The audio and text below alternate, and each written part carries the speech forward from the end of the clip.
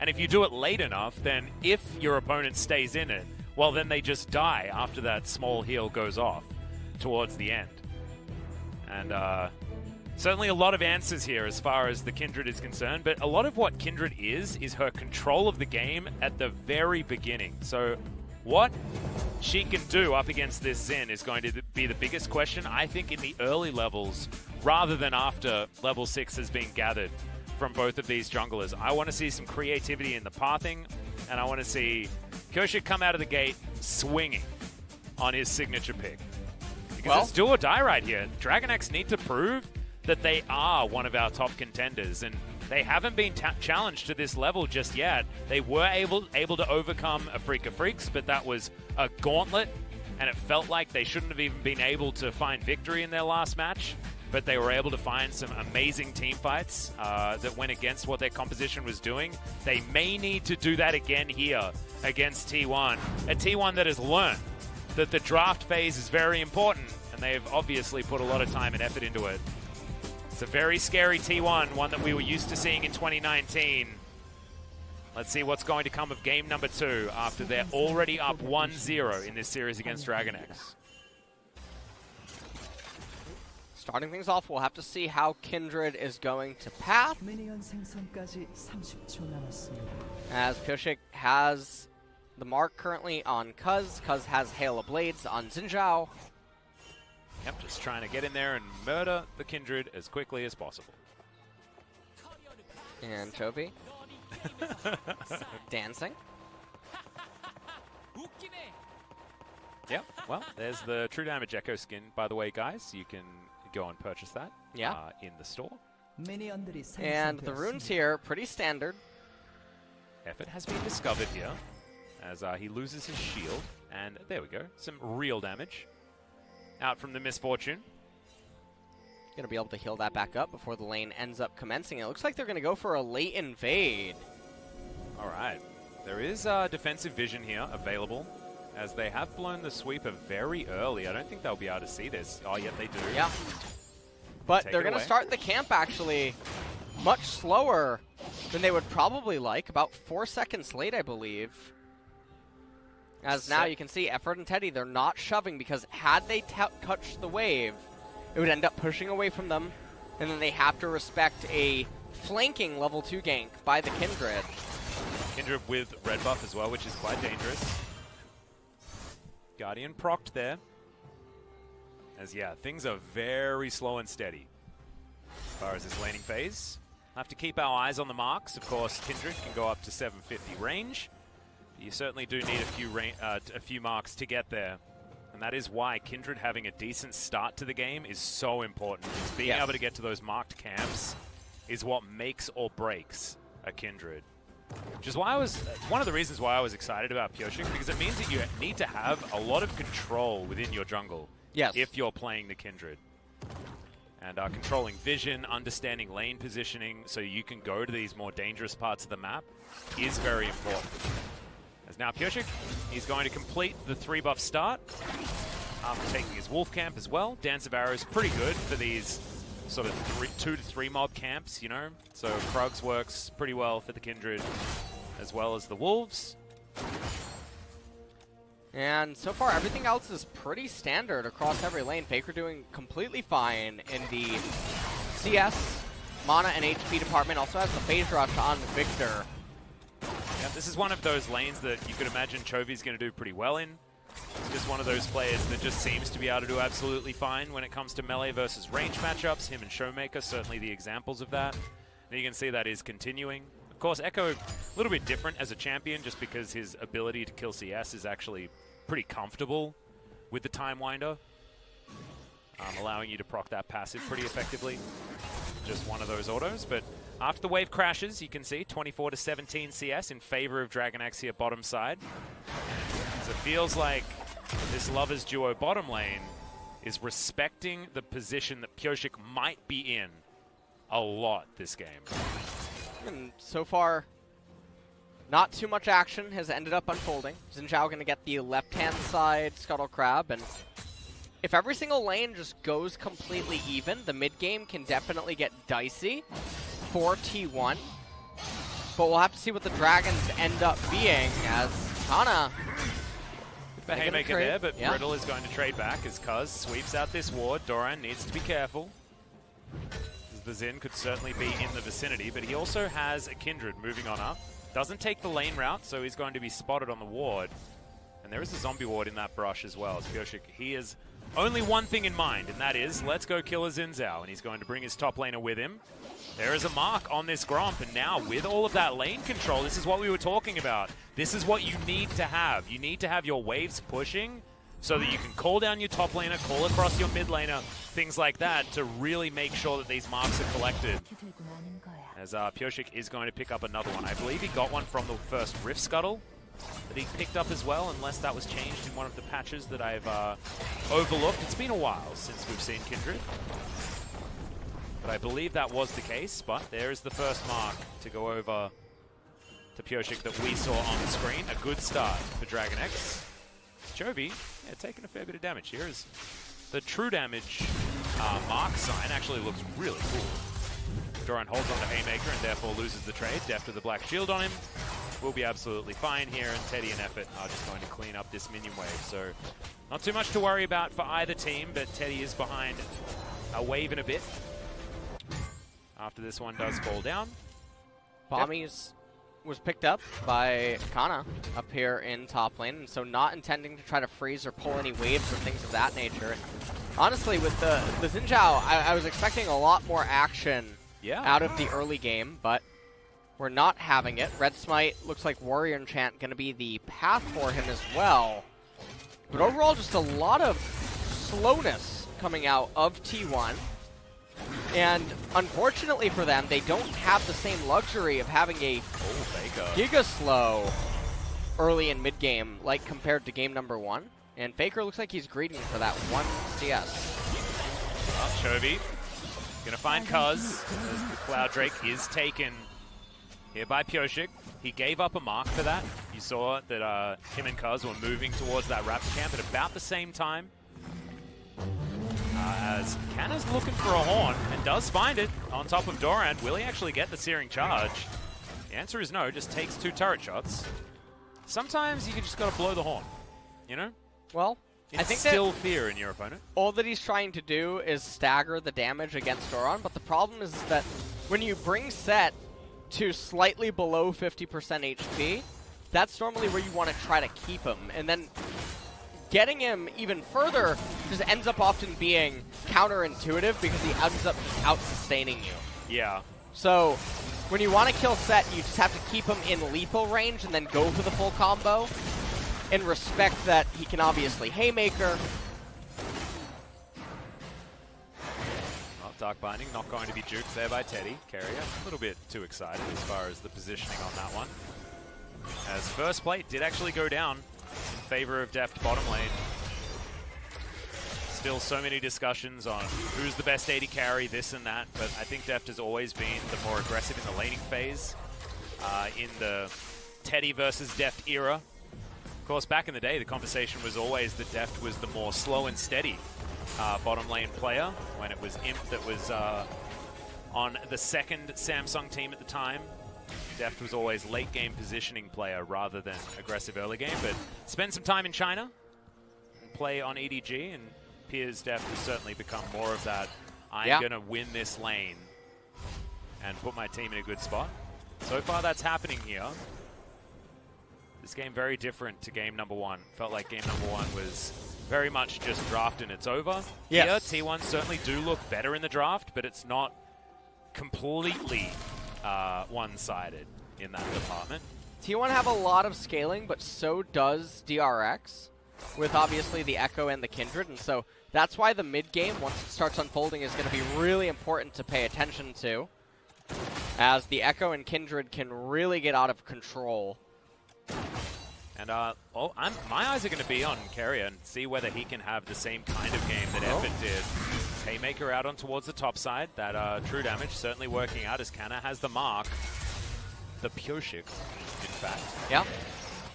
2.5 minutes until Ocean Dragon. And no one is really manipulating their lane relative to their jungler, so we're just getting a giant farm fest by everyone.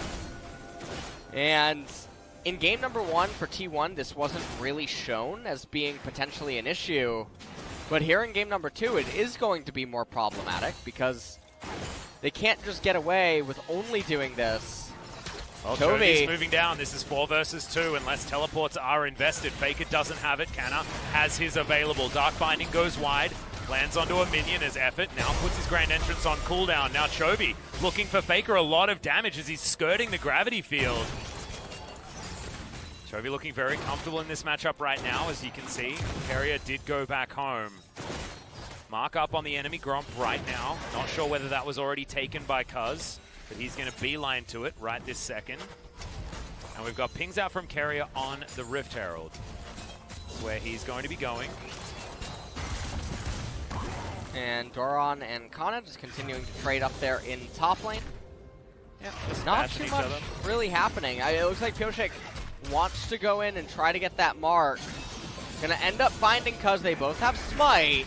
Actually finds Cuzz with a lot of his buttons on cooldown. I don't know whether he knows that exactly, but Pyosik picks up his other mark and gets it for free. Is now Ornn towards the top side. Doran gonna get knocked up, but the Haymaker's going to eat a lot of that damage, and DragonX get the inside track. Now Cuzz getting chased down by Pyosik, but he has that Hail of Blades. The ult has to be invested. Chaos Storm gets the rest of DragonX out of here as Pyosik, I don't think he's going to have any chance to do anything, as the heal from Keria was pretty close, but he needed that Dance of Arrows back available once again and did not have it. As T1, they grab the first blood and the first advantage that they found this game. They're still down in gold, though, and this is a byproduct of all of the laners on the side of DragonX, including the jungle. They're just ahead in the CS and the XP department, and also all those turret plates they have in mid lane and in bot lane. So you got to give it to DRX. Keria, he was here, not able to get onto Faker and do anything meaningful, and ends up flashing away. Faker barely managed to juke the Dark Binding, as Pyosik, he can't really get anywhere. There's nothing for Keria to try to help him out with. Canna had previously locked up Doran with a trade up there in top lane, and now Ocean Dragon is available and on the map for anyone's taking. Protobell built by Ekko as first item. Viktor continuing to upgrade his Hex Core. Warrior Enchant already picked up by Zhao. And we're scaling. We are scaling. So eventually, Xayah will get a Molten Edge. Faker will likely get a Rabadon's Death Crown. And depending on what Cuzz wants to do, he could get a Trinity Fusion if he ends up going Triforce. We'll see where he actually decides to go. I think Sterix into Guardian Angel is more likely, just because it's the more consistent build. Getting a Trinity Force as a jungler, especially now, although I guess it's 10.3, so maybe a little bit better. But that's mostly for experience. Might be an opportunity here as DragonX, they lock down the second Drake, and now they're looking for Infernal. As that will be the soul this game. Certainly fantastic for a team of sinners like DragonX. Wanting to amplify as much damage as possible, but also, I mean, it works for T1 as well. They're the ones with a tank in the top lane, but otherwise everyone's very, very happy to have some added damage. Teddy can't afford to be taking this as Essence Reaver now completed, as Chovy couldn't quite find the Time Winder. Deft just wanders over, gets a fair bit of damage there onto Effort. Well, one more minute as there's, okay. Oh, Deft man. taking way too much damage here, but bullet time and in combo with the rest of his buttons, and this should mean that these turret plates are going to be taken, and Pyosik actually looking for a bit of a fight here as Wolf jumps out. Chovy looking to try and dive in. Effort just gets popped. Good night, Sweet Prince. And the Chrono Break is going to bring him out of there. And this is what in solo queue we like to call bot gap. Yeah. As now on the mirror, Deft and Keria, they won their lane yet again. And they won it in the counter matchup this time. Yes. Well, this is definitely a bit peculiar. Yeah, and there's been actually a lot of conversations on Reddit and around everywhere about who the best AD carry is in Korea, even worldwide. There's a lot of people thinking that, you know, Deft is overhyped, etc., but I don't know, man. He's pretty damn good. Yeah. As right here, they take that double up damage was really just big disgusting. trade. Pyosik and Chovy both trying to move down. And just not able to really find anything. Chovy eventually comes over here, kills Effort, doesn't try to do anything too extreme. Knows that Xayah still had her ultimate and flash available. And as you're mentioning about Deft and the argument for best AD carry in Korea, I think there's no ADC that is as good as Deft in early and mid game. And then I think that it becomes debatable about mid to late transition. But I don't think there's any denying that Deft is potentially the scariest AD carry in laning phase. And now that Keria is there as well, I feel like he has augmented Deft with all of that young person skill. As Doran misses everything, trying to get a little bit of harassment down onto Canna. So far the Sett has been absolutely fine in this lane, but as has the Ornn, and Ornn will be more valuable as this game goes on, quite literally. Chovy looking for his Lich Bane as item number 2. Deft wandering on over. 15 minutes into this game, they're looking for Shirley, I believe. Waiting for that respawn. But Infernal Drake number 1 will be up in 2 minutes, and that will be a point of contention. If T1 can take control of this game back and start claiming back-to-back Infernal Drakes, that's called exponential scaling. If you get 4 of them, that's a big deal. As Doran gets the Facebreaker, but there's the Ornn Horn. He may have to flash, and he does so. I believe had the Haymaker available, but wasn't going to be taking any extra damage after the flash out over the wall.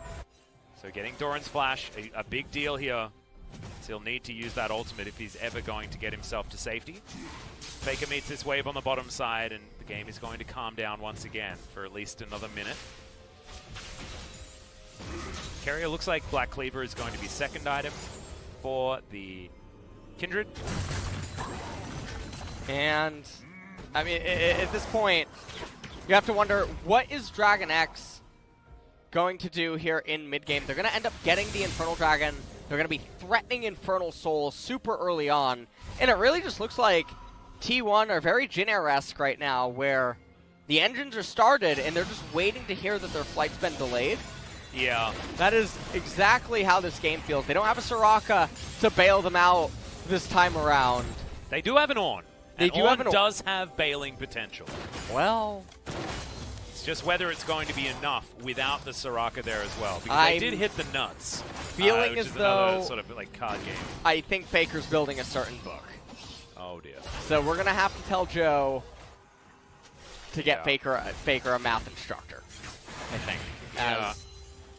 Well, congratulations need to go out to Faker, actually. Now part owner of T1. True. Really cool news. That is absolutely insane. It's a fun, it's like in a good way. It's a really cool thing to know that like you can get to that level of player where you don't have that fear anymore of after I'm gone, I mean, what do I do? After I'm not a pro player anymore, what's my career path?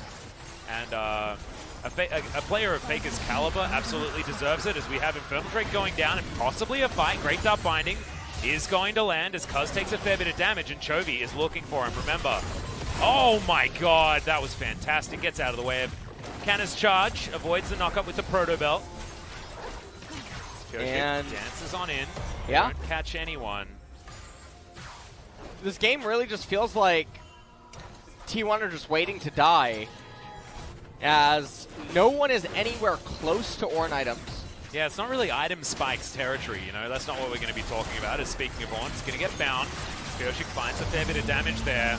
Ornn has been blown. Who is going to be the target? Looks like Keria, who is going to get knocked up, but immediately goes into the Zhonya's. He's protected by Deft as well, and then flashes out. Now the re-engage. Pyosik throws down the ult at the last minute. Fantastic timing on that one as everyone gets into the Lambsdorff spike, but now Cuzz looking for it. No, not enough. The burst damage from Chovy will do it, and now Faker gets launched at by Doran. The superplex and the dark binding at max range from Keria lands on the god of the mid lane himself, and he will be taken down.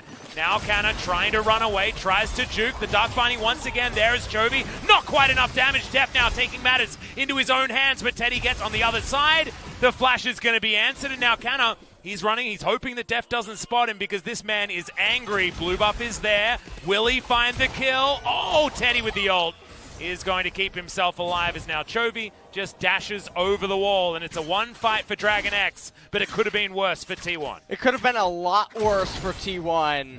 As DragonX, they're going to reward themselves, though, at the end of this, it looks like with a mid-tier 1. But if you're a T1 fan and you're looking at this, you're wondering, well, where is the hope really going to come in? Because their champions are so far behind right now. Ornn ultimate starts off, and then Canna, because the Black Shield is already up, on to Deft. He goes for Keria. They couldn't quite lock him up in time. Pyosik comes out, casts the Lamb's Respite. Yeah, Cuzz. the flash to get the kill and then Lamb's Respite was so sick. And Doran as well. Faker ends up getting superplexed right into the Dark Binding. And then Canna says, you know what, I'm really sorry, but I'm gonna let you go.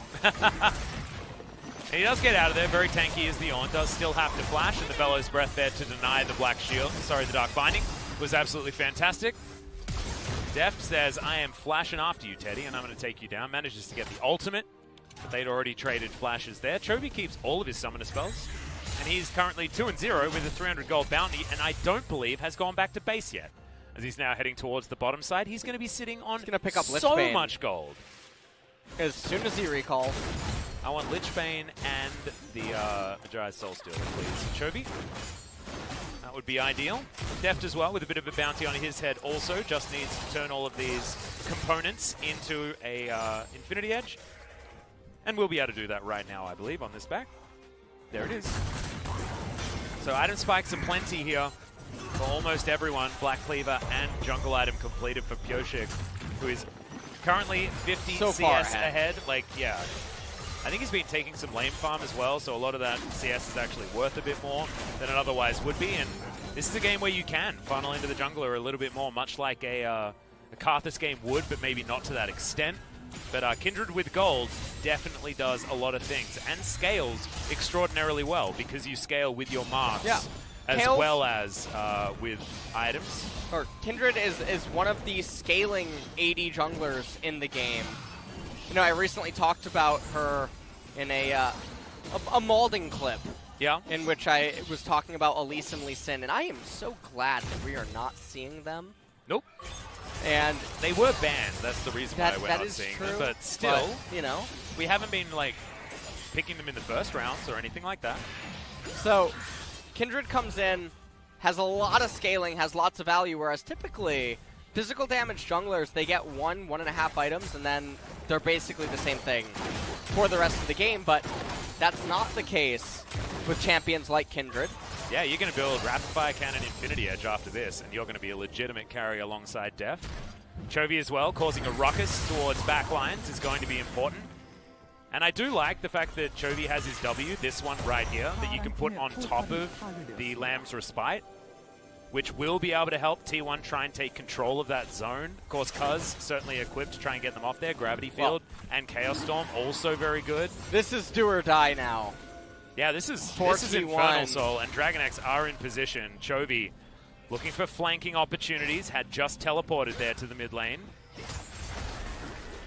I think this is just going to be an ace into Baron. Realistically.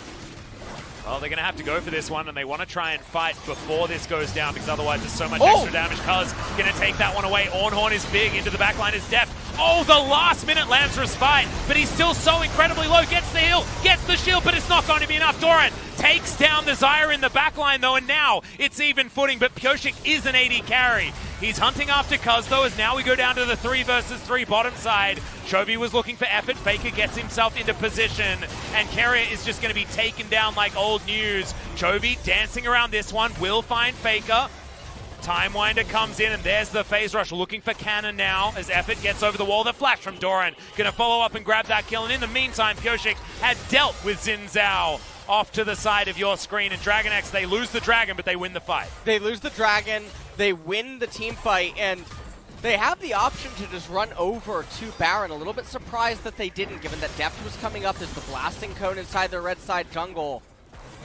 But instead, choosing to play it really safe. So, we see this team fight. DRX actually chooses to play super safe. They end up backing up. Lamb's Respite does come in to save Deft, right at the last second, Superflex trying to drag Cuzz out of the team fight. And then Cuzz tries to go over on the Pyosik. Swap was so cute. Not exactly what Pyosik wanted, I don't think.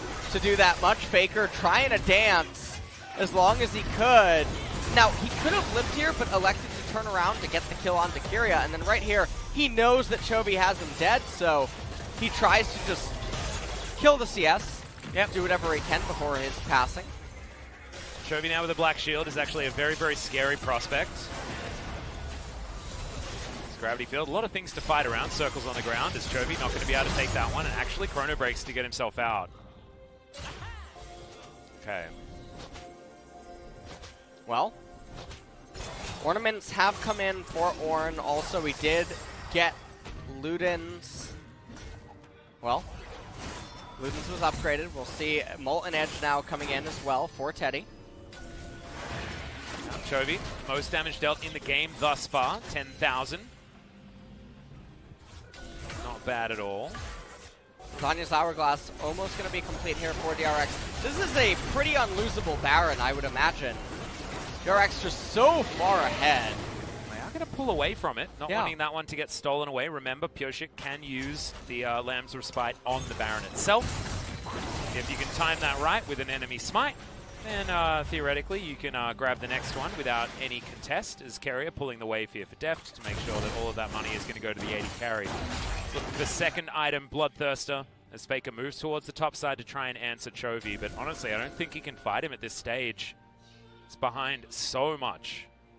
And Chovy extremely close to gathering himself his Zanya's Hourglass, at which point he's just way too slippery and actually does just too much damage as well. It's going to be very frightening. See when he decides to go and collect that? Remember, you can use the chrono break to immediately get back towards the top lane if you want to. And now the cooldown on that one is not too much of a worry either, as he has just hit that level 16 mark. So goes back, decides to hold on to his ultimate. He's just going to reposition here as DragonX. I think they need to...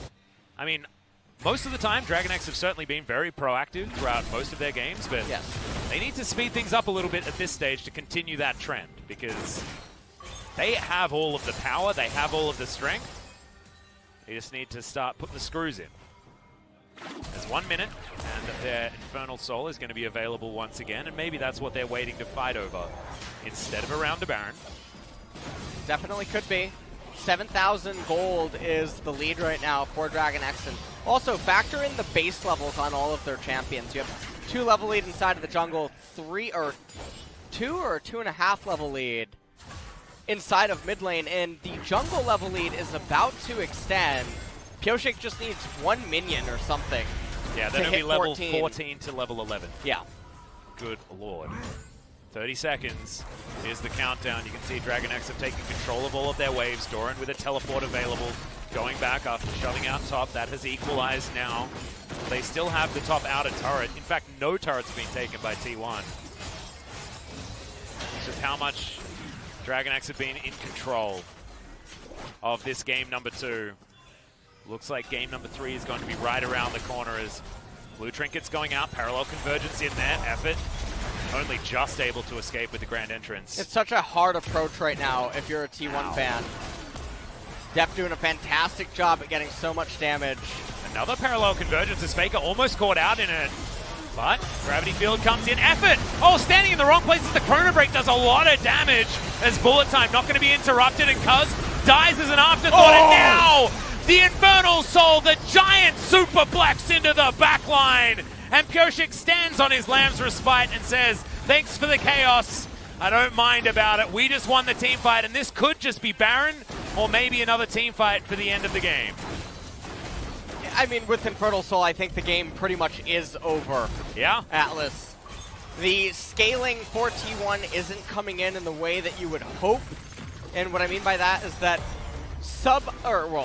non-ideal Ornn items are the ones that ended up being purchased. Obviously, you have Luden's Pulse there. You're going to have the Obsidian Cleaver, not the Trinity Fusion.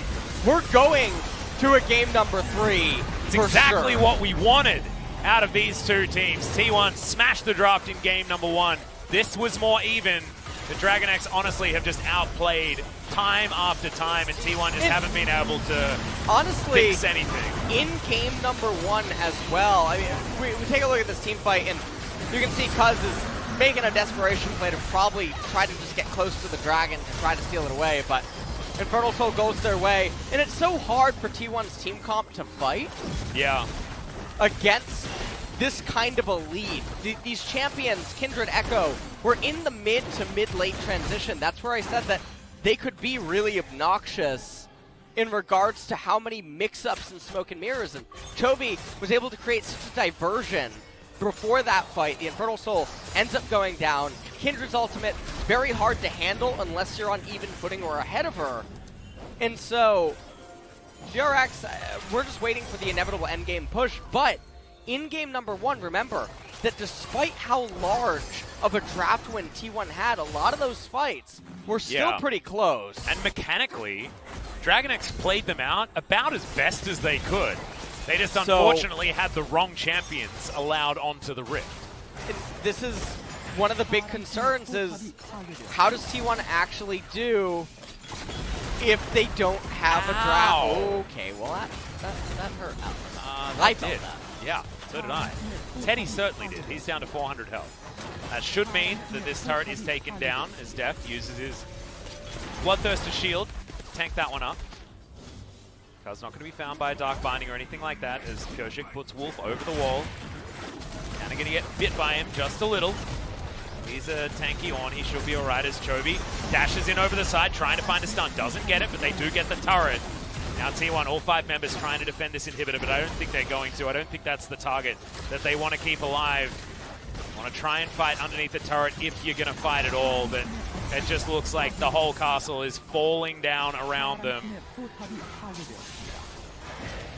Binding doesn't find Faker, but Keria can fish for them as much as he likes.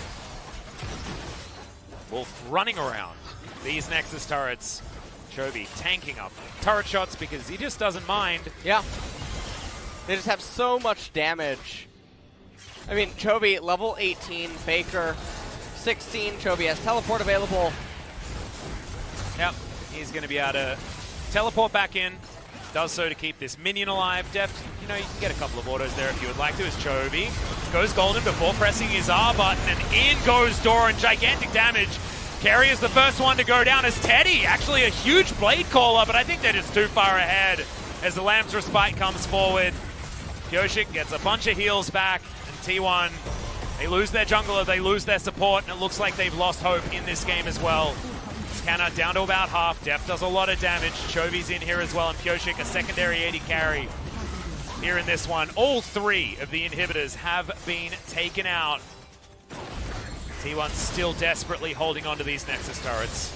It does just feel like a matter of time as Pyosik goes and collects himself a casual mark on the Wolf camp before they inevitably just go and try and win the game. That is a lot of money in the coffers. That is, yeah, that's an enormous amount. And Faker, a bit of a savant, did build Leandri's this game. He did, but Chovy, he built a Magi Soul Stealer. He did, so we got intellectuals all around. We do. We're very lucky. As we take a look at this replay, Canna summons the pillar, tries to combo into Chovy, but with Zanya's Hourglass plus Parallel Convergence, just way too much. Teddy ends up living in this instance. And actually, that most recent Blade Caller was pivotal in that fight not going, you know, a complete wash, right? But honestly, they're too far behind for it to really matter. They go back.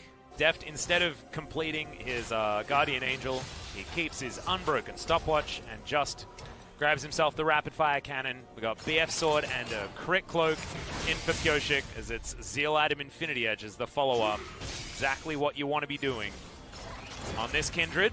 This Cannon now getting closed in on. Bellow's Breath was good. Searing Charge also working, but he's not as tanky as some of the Ornns that we've seen as Pyosik throws down his ultimate and understands that they can hold this line.